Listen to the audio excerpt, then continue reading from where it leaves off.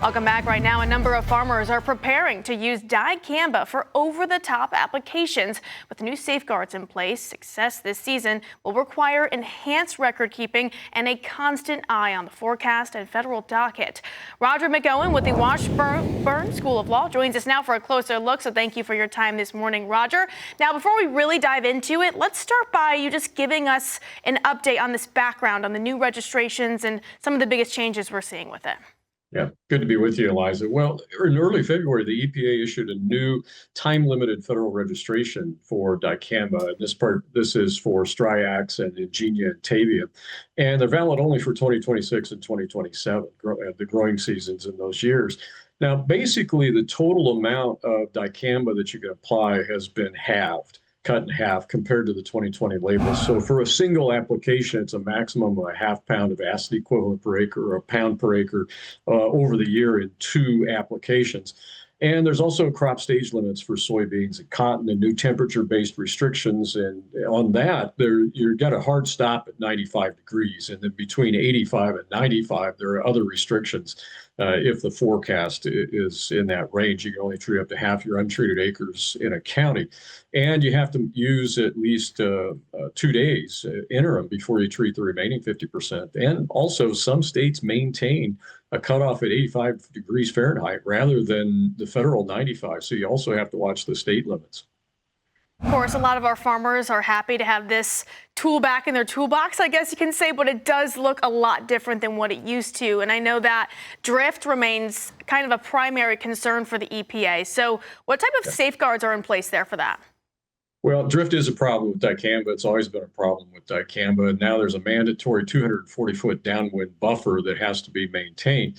And that distance can be reduced if you use EPA-approved additional mitigations like hooded sprayers or specific windbreaks.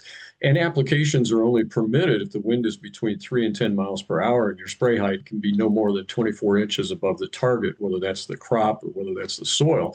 And aerial application is a no-no. That remains strictly prohibited. And there's additional tanks mix requirements, too, under the new rules. And I understand also for the first time, growers must implement a conservation point system to kind of mitigate runoff and protect local ecosystems. So talk to me more. What does that entail?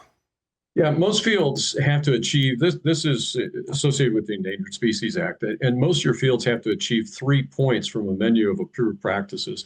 You know, are you putting a cover crop on the ground? Do you have grass waterways? Are you using contour farming?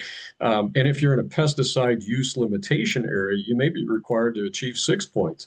But you can get 1 point just by documenting your mitigation plans in your records. And that will help, that gets you a third of the way if you need 3 points. So yeah, there are those new requirements that are in these rules too.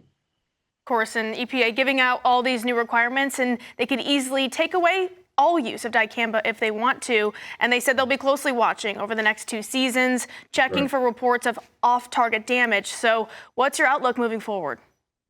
Well, certainly the landscape has changed. I think it's a shift from a simple calendar date to complex data-driven models, compliance models. And so farmers have to be very careful with respect to that. And I think the message here in the bottom line is to keep records and have a good mitigation plan ready to roll out if you need it.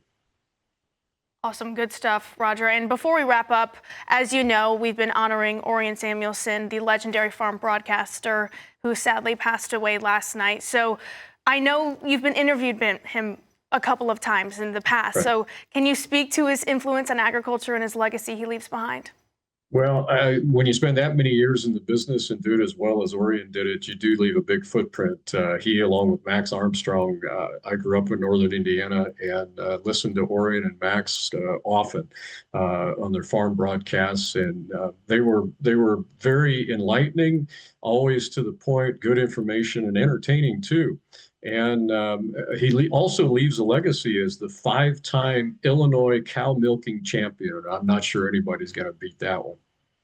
I love that. A story that a lot of people have told of, the impact they've left, but also I love you mentioning the cow milking competition because at the end of the day, he was also a kid from a dairy farm back in Wisconsin. That's right. So I love that. Right. Well, Roger, thank you so much for joining us this morning. Roger McEowen with the Washburn School of Law.